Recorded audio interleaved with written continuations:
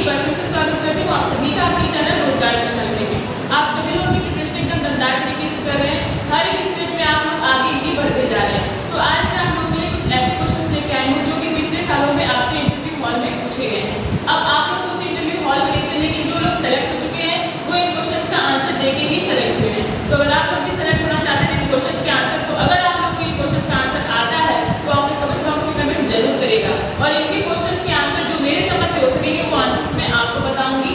आप इन आंसर्स में कुछ अपने आंसर्स को भी इंक्लूड कर सकते हैं। तो फर्स्ट क्वेश्चन ये है कि आप लोग क्लास में जाएंगे तो क्या तैयारी करके जाएंगे। सभी लोग क्लासेस में जाते हैं अपनी कुछ न कुछ तैयारी करके ही जाते हैं। बिना तैयारी के कोई कुछ भी इतना ज़्यादा कुछ इंटेलिजेंट नहीं होता है कि बिना कुछ पढ़े या बिना किसी चीज़ की प्रिपरेशन किए हुए जाके तुरंत ऑन द स्पॉट कुछ भी पढ़ा दे। तो आपको भले से आप प्राइमरी के टीचर है, आपको हर एक टॉपिक आती है, लेकिन उसके लिए भी आपको एक अपना प्लानिंग करना पड़ेगा। पढ़ाने जा रहे हैं तो उसकी प्रिपरेशन आपको एकदम अच्छे तरीके से करके जानी है और अच्छे तरीके से आपको अपने आंसर्स को भी प्रिपेयर करके जाना है।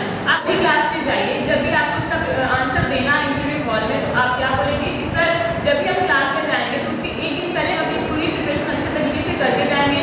हर एक चैप्टर्स जो भी हमको पढ़ाना है अलग अलग क्लासेस में, क्योंकि आपकी बेल तो एक ही क्लास में लगेगी नहीं, class first, class second, class third, हर एक क्लास में आपकी बेल हो सकती है। तो हर एक क्लास के लिए अलग अलग चैप्टर्स आपके लिए होंगे। उन अलग अलग चैप्टर्स के लिए आपकी अलग अलग तैयारी होगी, अलग अलग प्लानिंग होगी।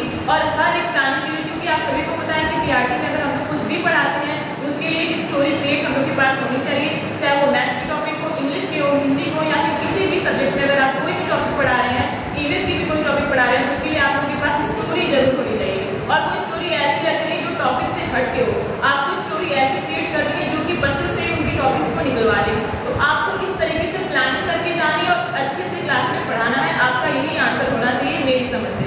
अगर इससे भी बेटर आंसर आपको पता है तो आप लोग जरूर इसमें इंक्लूड करके अपने आंसर्स को इन्हेंस करिए, ताकि आपके इंटरव्यू में जो भी आंसर्स बन रहे हैं आप उनको एकदम अच्छे तरीके से दे सकें। ये रहा मेरा आंसर। सेकंड क्वेश्चन है कि बच्चे एक दूसरे की लगातार क्लास में शिकायत करते हैं। कोई किसी की पेन ले लिया, कोई कॉपी ले लिया, है ना, बार बार शिकायत, वो मुझे देख रहा है, मुझे डांट रहा है, वो ऐसे कर रहा है, वैसे कर रहा है। ये लगातार बच्चों की शिकायत होती है, वो अक्सर करके अपनी क्लास में शिकायत करते रहते हैं। अब क्योंकि बच्चे छोटे हैं, class first, second, third, fourth, fifth के बच्चे हैं, तो उनके अंदर शरारत तो पूरी भरी रहेगी। तो आपको क्या करना है, आपको देखिए कोई बच्चा किसी की शिकायत क्यों करेगा, कोई किसी से क्यों लड़ेगा, जब उसके अंदर फ्रेंडली रिलेशनशिप उन लोगों के अंदर नहीं है, शेयरिंग केयरिंग नहीं है, इस वजह से वो एक दूसरे की शिकायत लगातार करते रहना है। तो आपको क्या करना है, आपको अपनी क्लास का माहौल इस तरीके से डेवलप करना है कि कोई भी बच्चा एक दूसरे के प्रति कुछ गलत भाव न रखे। अब क्योंकि छोटे बच्चे तो उनके मन में तो ऑब्वियस सी बात है कि गलत भाव नहीं आएंगे। इस तरीके से अपनी क्लास का माहौल डेवलप कर देना है। बच्चों के अंदर एक ऐसे रिलेशन को बना देना है कि वो एक दूसरे की शिकायत अगर करे भी, अगर उनके बीच में कोई प्रॉब्लम आ रही है, पेंसिल, इरेजर, कॉपी को लेकर कोई प्रॉब्लम आ रही है, तो वो आपस में ही सॉल्व कर ले। ठीक है, उनके अंदर इतना अच्छा से आप लोग मेंटल डेवलपमेंट करवा दीजिए अपनी बातों से, अपनी स्टोरीज के माध्यम से, अपनी एक्टिविटीज से। ठीक है, अब ये एक्टिविटीज के थ्रू हम लोग बच्चों में कैसे शेयरिंग, केयरिंग और फ्रेंडशिप को डेवलप करेंगे।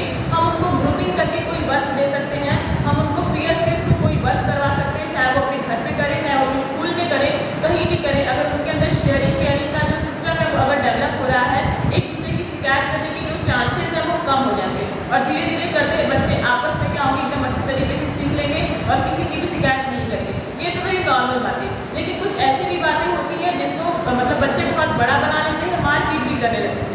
तो अब क्योंकि बच्चे क्लासेस में लड़ाई कर रहे हैं, तो आपको तुरंत का तुरंत उन बच्चों को क्लास में डांटना नहीं है, मारना तो बिल्कुल भी नहीं है।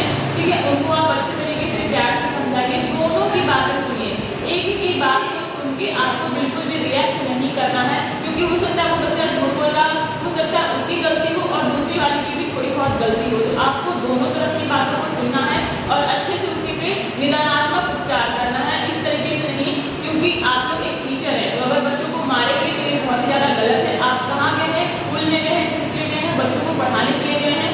और हर एक चीज़, हर एक सिस्टम, हर एक एजुकेशन सिस्टम जो डेवलप किया जा रहा है वो चाइल्ड सेंटर्ड होकर डेवलप किया जा रहा है। उसमें ये है कि आपको बच्चों को इस तरीके से समझाना है कि वो अच्छे से समझ सकें।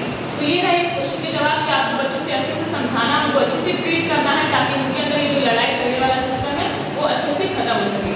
आप लोग इसका कोई और भी आंसर जानते हो तो कमेंट बॉक्स में कमेंट जरूर करिएगा। ये रहे कुछ क्वेश्चन जो कि पिछले कुछ सालों में आपसे इंटरव्यू हॉल में पूछे गए हैं।